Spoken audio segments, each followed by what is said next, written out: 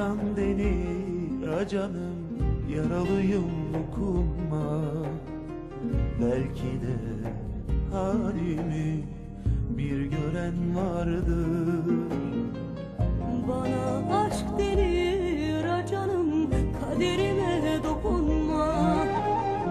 Kim bilir bir yerde bekleyen vardır.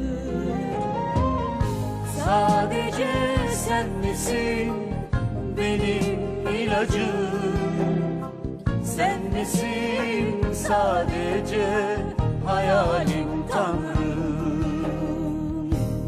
Aramadın aylardır, göremedin her gün yandım. Yüreğime bin bir sancı, neredesin hasret kaldım. Aramadın aylardır, göremedin her gün yandım. Yüreğime bin bir sancı, neredesin hasret kaldım.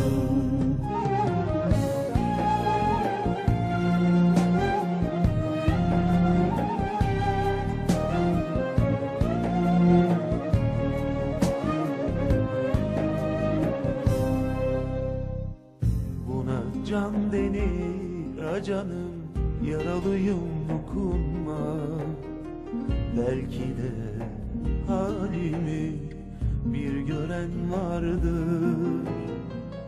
Bana aşk denir canım, kaderime dokunma. Kim bilir bir yerde bekleyen vardır. Sadece sen misin benim ilacım? Sen misin sadece hayalim Tanrım? Aramadın aylardır, göremedin her gün yandım. Yüreğime bin bir sancı, neredesin hasret kaldım. Aramadın aylardır, göremedin her gün yandım. Yüreğime bin bir sancı, neredesin hasret kaldım. Aramadın aylardır, göremedin her gün yandım. Yüreğime bin bir sancı, neredesin hasret kaldım. Aramadın aylardır, göremedin her gün yandım.